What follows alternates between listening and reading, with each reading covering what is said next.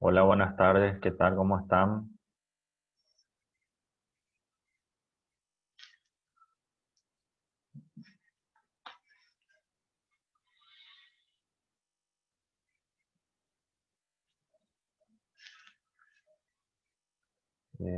Nuevamente vi nuestra clase, empezamos más temprano, por un factor, o sea, no sé si algunos de ustedes les gusta el fútbol, por el tema de la selección va a jugar más tema, por eso empezamos más temprano.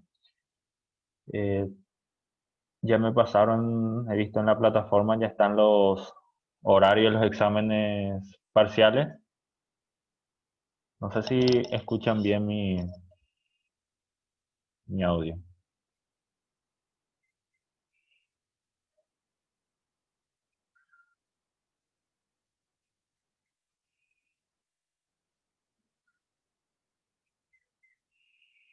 Voy a suponer que sí. ¿Verdad?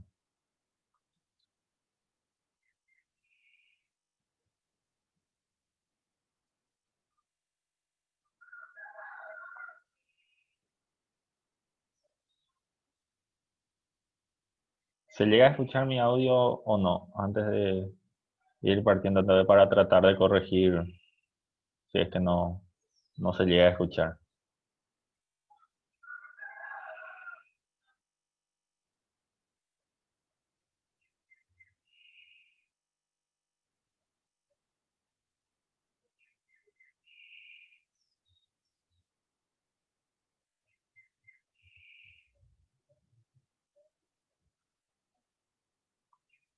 Bueno,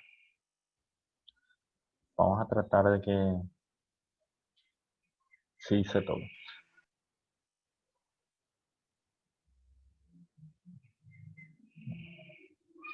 La parcial está fijado para el 27 de hoy en 15.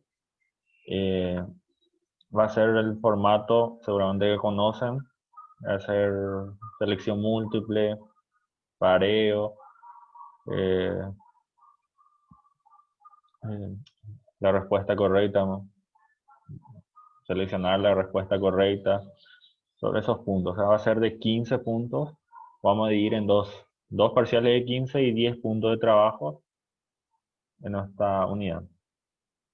Bueno, va a quedar grabado esto para que después puedan volver a escuchar. Eh, Pasando a nuestra unidad, en la unidad 4, contratos comerciales, eh, vamos a hablar ya dentro de los que son eh, las sociedades específicamente.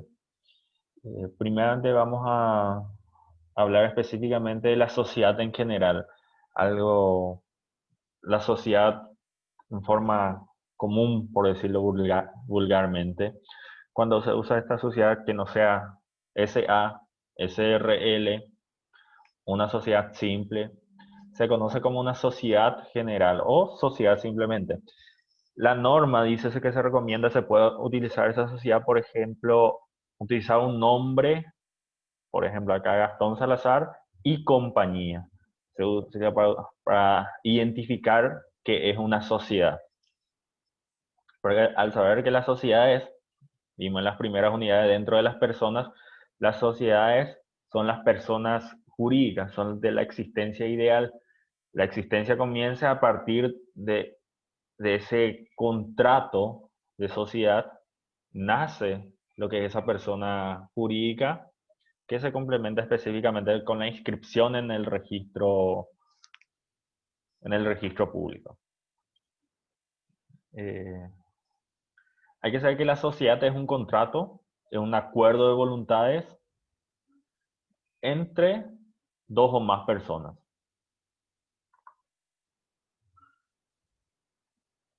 Eh, la sociedad, en forma general, define el Código Civil en el artículo 989 que dice que por el contrato de sociedad, dos o más personas creando un sujeto de derecho se obligan a realizar aportes para producir bienes y servicios en forma organizada, participando de los beneficios y soportando las pérdidas. Es lo que viene a ser la sociedad. O sea, Se crea una sociedad en forma conjunta, de acuerdo a los plazos establecidos, de acuerdo a cómo se establecen esas sociedades, de dos o más personas. Una sola persona no puede crear una sociedad, porque tiene que ser bilateral un acuerdo de partes. Si una sola persona, como habíamos hablado de que es una empresa unipersonal. Eh, Al ser un contrato, es un acuerdo de voluntades entre partes que se encuentra regulado en la norma, en este caso específico en el Código Civil, que regula específicamente, establece los parámetros y los límites que no se puedan exceder en esos puntos. Pero después de eso, dentro de todo contrato rige lo que es la, la buena fe entre las partes y esa autonomía de voluntad de poder contratar, es decir, nadie puede obligar a otra persona a que contrate.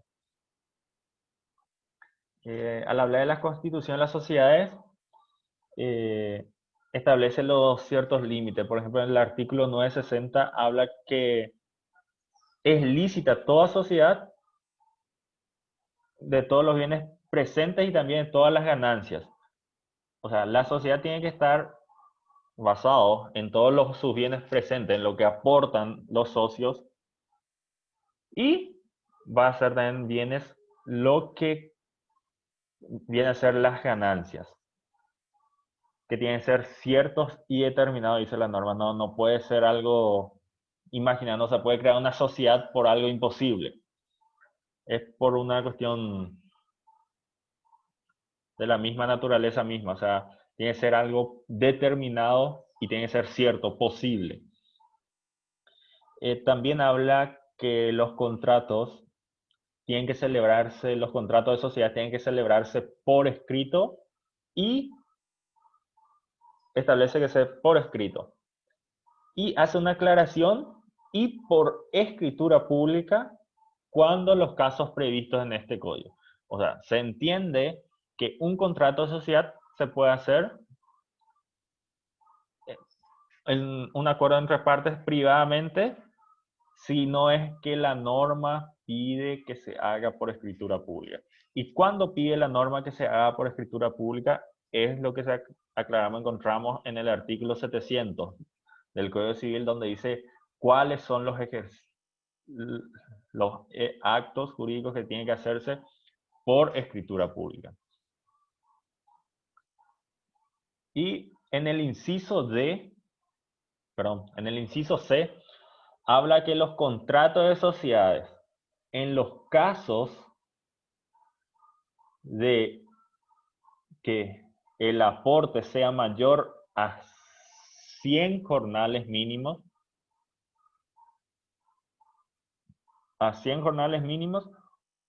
establecido para la capital, o cuando consista en una transferencia de inmuebles o un bien que debe ser registrado. En esos casos, la sociedad tiene que ser sí o sí por escritura pública. Hace una aclaración cuando el aporte de cada socio, dice. O sea, cuando uno nos va a aportar más de 100 jornales, no es requerido que sea hecho por escritura pública. Al hacer una suma matemática de los 100 jornales, hoy en día está a 84.254, por ahí si no me equivoco. El jornal mínimo, lo que vendría a ser 100 jornales, serían 8.400.000 y algo. Cuando el aporte no supera ese punto, se puede hacer por un contrato privado, pero si supera cada socio, cada aportante supera ese monto, tiene que ser por escritura pública. O en el caso de que se transfieran inmuebles que tengan que inscribirse o bienes que deban inscribir. Por ejemplo, un vehículo que uno aporta a la sociedad, como sabemos, los automotores se tienen que inscribir en el registro público. En ese caso, la norma exige que tiene que hacerse por escritura pública.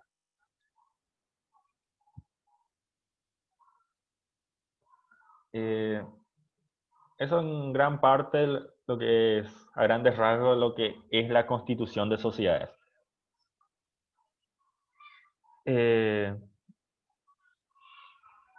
Dentro de las nulidades de la sociedad, o sea, es nulo y esta parte la norma regula qué no se puede hacer.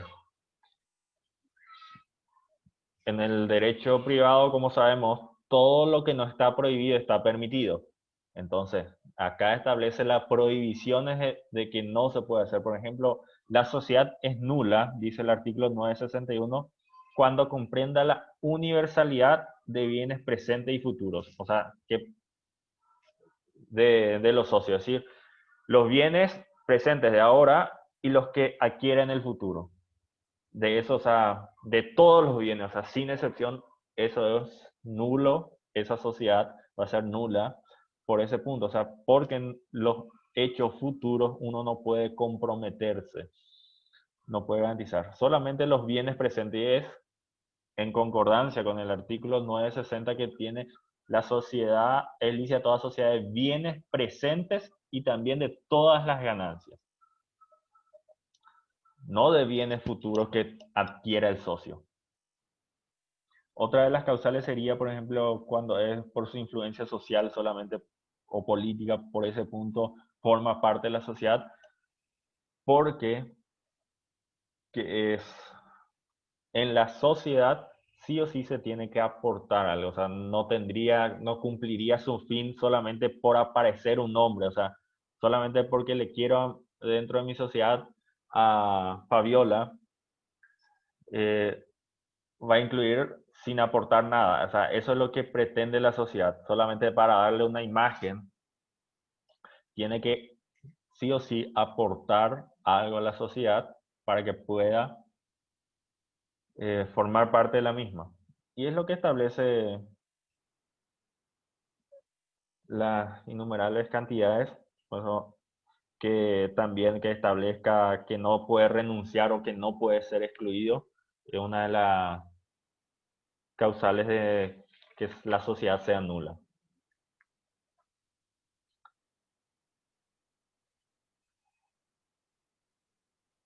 Y después habla de la nulidad, en qué caso, cuando sucede la nulidad, cómo se afecta entre las partes, contra que si tiene fines ilícitos, también aclara que es nulo la sociedad cuando tiene sus fines ilícitos, o sea, crea una sociedad para una plantación de marihuana, ¿verdad? Sabemos que la marihuana está prohibida su plantación y entonces tiene un fin ilícito esa sociedad, por lo tanto, no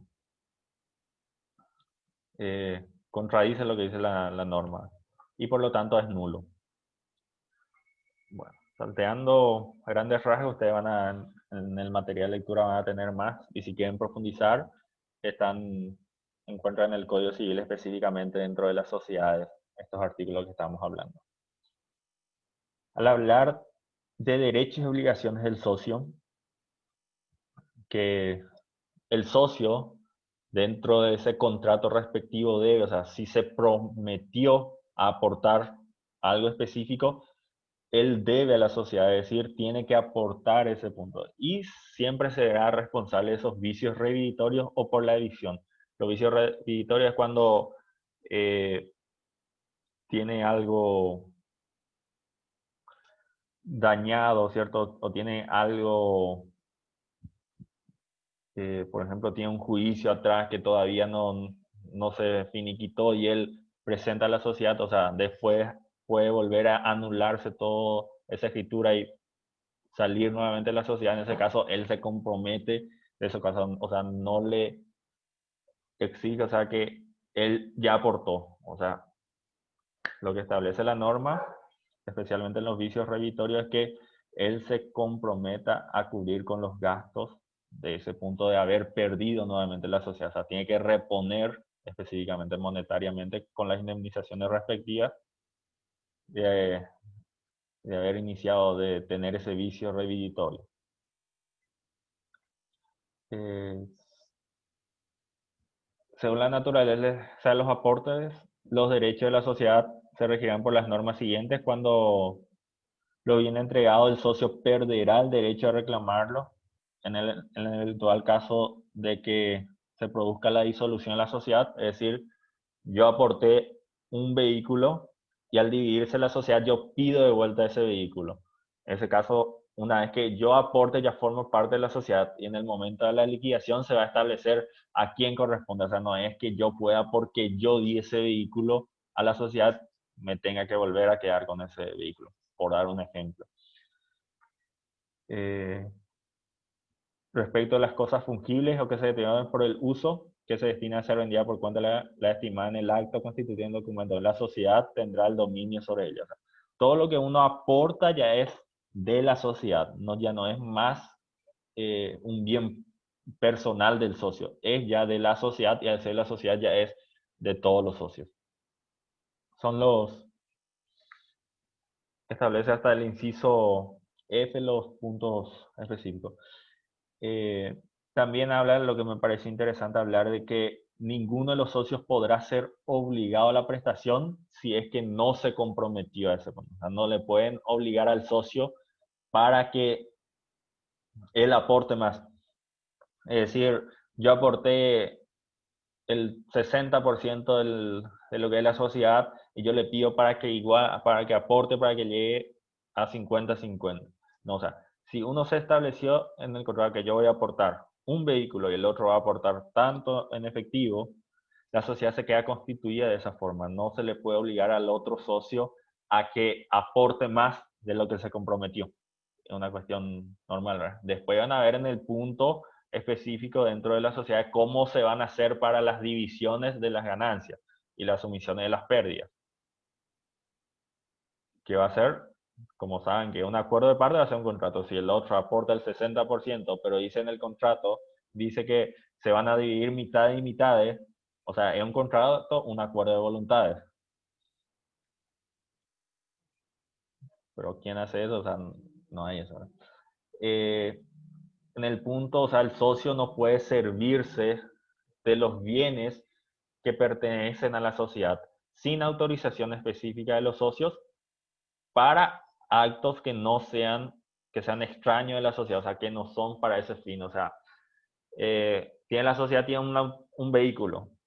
El vehículo es estrictamente para transporte de mercadería y yo no puedo ir a pasearme con ese vehículo pasando el horario. O sea, a no ser que me autoricen, cambia las cosas porque como saben, en el derecho privado rige muchas veces lo que es el acuerdo de las partes.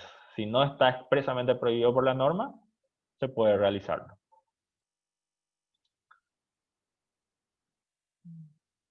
Eso gran parte después habla que los socios podrán exigir a la sociedad el reembolso anticipado para obligaciones sociales, así como el reintegro de las pérdidas por ellos sufridas. Los socios responderán a prorrata de su interés social y por parte de los insolventes se llevan de igual manera. O sea, habla de que todos los socios, o sea, asumen los riesgos al igual como en las ganancias.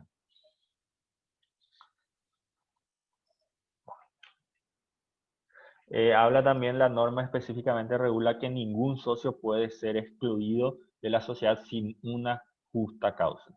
Si no existe esa justa causa, no puede excluirse al socio. Y establece cuáles tendrían que ser, por ejemplo, qué se entendería por justa causa. Por ejemplo, la cesión de derecho a terceros, el incumplimiento de cualquiera de las obligaciones para con la sociedad, tenga o no culpa del socio. O sea, si se comprometió a aportar, por ejemplo, de aquí a un año un aporte X y no cumplió, es una causa de exclusión por el incumplimiento que haya cometido, por citar algunos puntos. La representación, más adelante vamos a hablar de lo que es la representación y la administración de la sociedad. Salvo disposición expresamente dentro del contrato de sociedad, cualquiera de los socios puede representar a la sociedad, como también se le puede dar a un extraño para que represente a la sociedad. Por ejemplo, un administrador, una persona extraña que no sea socio, sí también se le puede dar. Si, si es que no se establece específicamente las disposiciones especiales en el código, cualquiera de los socios, pero si establece que solamente socios van a designar entre los socios quién va a administrar, ahí cambian las cosas. Pero si no establece eso dentro de las cláusulas, cualquiera de los socios puede representar.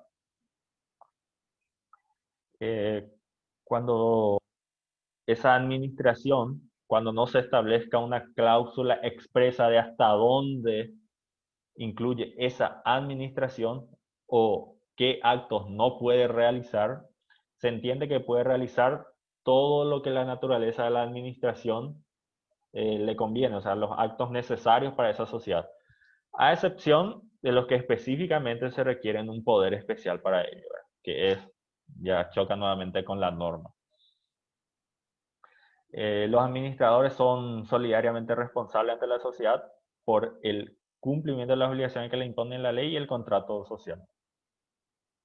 Si dos o más socios son encargados de la administración, pero no se determinan las facultades o no se expresa que tienen que obrar conjuntamente, cada uno puede hacerlo por separado.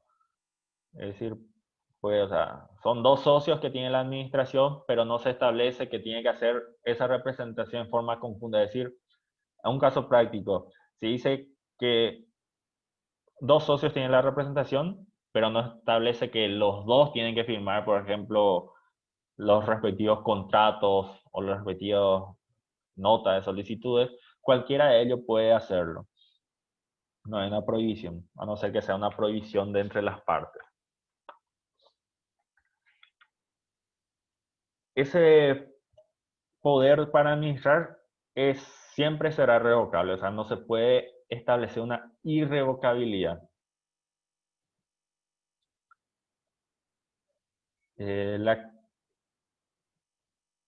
También en el caso de que haya una cláusula que prohíba a los socios inmiscuirse dentro de la administración, eso nada le impide para que solicite, examine los negocios o pida los informes respectivos. Es solamente no puede ejecutar ese acto de administración, pero puede pedir las rendiciones de cuentas específicas al respecto.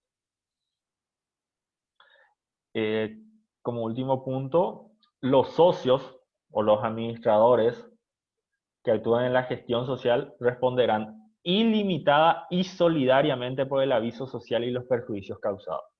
Significa que van a responder personalmente por los perjuicios causados los socios o los que tienen las administraciones que actúen en representación de la sociedad.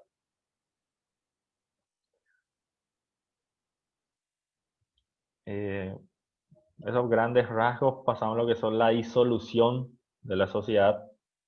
La disolución, o sea, la sociedad se extingue, establece en la norma que se extingue por vencimiento del plazo. Si se estableció que la sociedad va a ser por el plazo de 10 años, al cumplirse los 10 años se extingue. O cuando esté subordinada a algo. Vamos a hacer una sociedad hasta que uno de los socios tenga un hijo. Cuando nazca un hijo se disuelve la sociedad. O sea, cuando se pone unas, unas condiciones que fue subordinada a su existencia o cualquier otros puntos que establezcan las partes. Por la realización del fin social también, si ellos tienen por finalidad, por ejemplo, construir una sociedad para construir bueno, algo específico, se construye eso y termina la sociedad, porque cumplió su fin social para que él fue constituido. Cuando por imposibilidad física o jurídica alcanzar dicho fin, es decir, cuando el fin que ellos persiguieron hoy en día ya está penado, por decirlo así. Por ejemplo, vamos a poner un hipotético caso, se construye una sociedad eh, para hacer una producción de tabaco. De aquí a varios años se le antoja al Congreso establecer que las plantaciones y la venta de tabaco está prohibido. Entonces se extingue esa sociedad porque tiene una imposibilidad jurídica al respecto. Y si fuere dos personas, por la muerte de una de ellas. O sea, ahí ya no existe más esa bilateralidad de lo que tiene que establecer dentro de las sociedades. Y también por otras diferentes causas que establezca. Eh, Disuelta la sociedad, dice que se procederá a liquidar su activo y la sociedad subsistirá en la medida que requiera la liquidación por los asuntos pendientes, iniciar las operaciones nuevas que exija y para administrar y conservar y realizar el patrimonio social, hasta que se pueda dividir todo. Eh, y más adelante, o sea, lo que la norma establece de cómo se deben liquidar específicamente. Bueno, hacer, como estamos participando poco, estamos así a grandes rasgos haciendo las pequeñas explicaciones. Cualquier duda que tengan, no duden en consultarme, pueden escribir en el privado, poner en el foro o ahora mismo, o sea, sin problema vamos a estar contestando. Eh, Al hablar, por última parte, nuestra unidad nos pide hablar de la quiebra y la convocatoria de acreedores. Bien hacer, o sea, la convocatoria de acreedores es cuando eh, un deudor comerciante se encuentra en insolvencia de poder pagar ciertos, ciertas obligaciones que se comprometió. Entonces le llama a todos sus acreedores para que se pueda realizar un concordato para que se acuerde cómo la forma de pago y los bienes que tiene para cubrir ciertos puntos. Es más o menos sería un auxilio y es una oportunidad que le dan los acreedores para cumplir eso y que le da la propia ley que le impone a los acreedores para que el insolvente pueda cumplir con sus obligaciones. Eh, por eso es más o menos un salvataje todavía la convocatoria de acreedores, que no tiene unos efectos, si es que se llega a cumplir con el concordato, no tiene unos efectos fulminantes como tiene la quiebra. Es decir, puede subsistir todavía la sociedad, subsiste todavía la sociedad y puede sobrellevar administrando sus bienes para poder cumplir con el objetivo de acuerdo al concordato establecido. En cambio, en la quiebra, cuando se pide la quiebra o los acreedores piden la quiebra, es directamente se inscribe eso en el registro que esa sociedad se fue en quiebra. No puede ejercer el comercio por los parámetros establecidos en la norma y el punto es que se liquida en ese momento todos los bienes que posee la, la sociedad o el deudor. En este caso puede ser una persona física o la sociedad en sí, donde se liquida los bienes que posee. Un punto malo por el tema de los acreedores, por el tema de que si hay una deuda de 100 y solamente hay bienes por 50, o sea, se reparten los 50 y los 50 se queda como perdido, porque al declararse la quiebra más o menos se extingue la sociedad. O sea, tiene tipo ese efecto de extinguirse. En cambio, en la convocatoria, tipo, se le da la oportunidad al convocatario, al deudor, para que pueda cumplir de acuerdo a lo establecido en el concordato respectivo, que de ese concordato se establece un plazo máximo de 4 años para poder pagar a sus acreedores.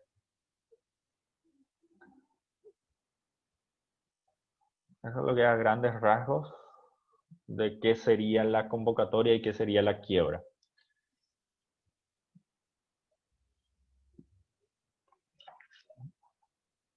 Si no tienen más consultas, o sea, esto es lo que sería esta unidad. Está el material en la plataforma, así que ya una lectura completa para mayor profundidad y mayor conocimiento. Y pueden directamente, solamente algunos artículos del Código Civil transcribir, pueden leer más para leer todo el contexto dentro de la norma. Otro punto que me olvidé, la ley de quiebras tiene un trámite especial, tiene una ley específica que es la ley 154 del año 1969, donde lo que sería, no se rige la ley de quiebra, o sea, no forma parte del Código Civil, es una ley especial al respecto.